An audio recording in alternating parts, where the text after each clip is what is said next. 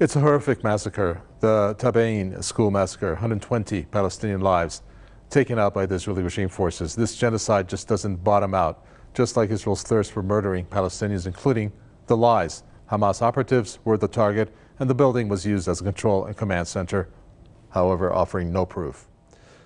Well, this is the location of the school where the massacre actually took place, the Tabin school in central Gaza City, in the Al-Daraj neighborhood of central Gaza. This is the mosque next to the school that you see. Well, there, as you just saw, it was targeted. 120 were killed as a result of this, many more to have been wounded. What's more tragic, they were murdered during dawn prayers. Well, some reports said the school was targeted, but it was the mosque that was targeted. With the missile that you see here, these bombs, 2,000 pounds that you see there, each amounting to 6,000 pounds. It's the Mk-84, courtesy of the U.S. And it destroys 100 meters around the impact site. Well, here are two of the angles of where the bomb hit in terms of the mosque. There was no reason to use so much of this large amount that these bombs had in terms of explosives unless maximum civilian casualties was the goal. Why else would it time the strike during morning prayers? Well, the amount of bombs dropped on the Gaza Strip continues to be a shocker. In November 2023, it was 18,000 pounds that you see there. And then come June 2024, when we look at that, well, that weight has increased to 70,000 tons, surpassing that of World War II.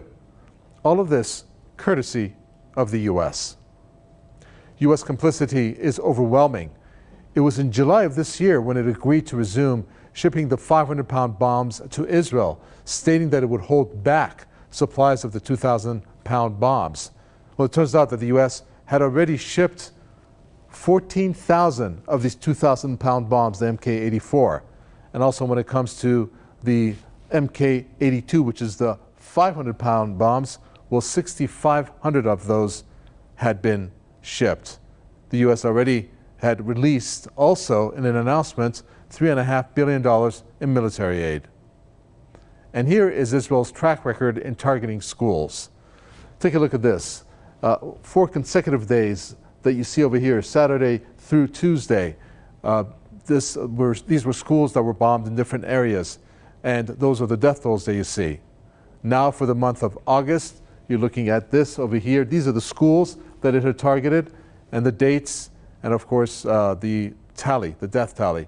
5 days of attacks, and you guessed it, in terms of it accumulating the death toll. Israel says, again, these are Hamas command centers housing Hamas members, but providing no proof, except for pictures. Well, it's a good time to reflect what the Israeli regime has done since the genocide has just passed the 300-day mark. On an hourly basis, you can see some of the figures here, 15 killed, 6 of them to be children. You're looking at the bombs that were dropped just before that it was shown. You're looking at buildings that were destroyed. Well, the death toll also is worth taking a look at. At this point, we're looking at what is reaching this very grim milestone, and that is the figure of about 40,000 Palestinians. At this point, the number of Palestinians to have been killed could even surpass that, because Lancet has said it's 180,000, 70% of them women and children. Another sign of Israel's intent to commit genocide came from Israel's far-right minister, Smotrich, which, according to him, he said letting 2 million Palestinians in Gaza starve to death could be justified and also moral in order to free the captives. Well, this is another way of Israel committing war crimes. Well, the UN Special Rapporteur in Gaza, Francesca Albanese, has condemned the world's indifference.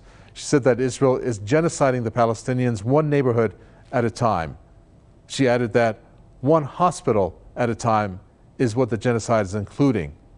And then she went on to list the other war crimes, like one school at a time, adding one refugee camp at a time, okay, and also one safe zone at a time, adding, may the Palestinians forgive us for our collective inability to protect them, honoring the most basic meaning of international law.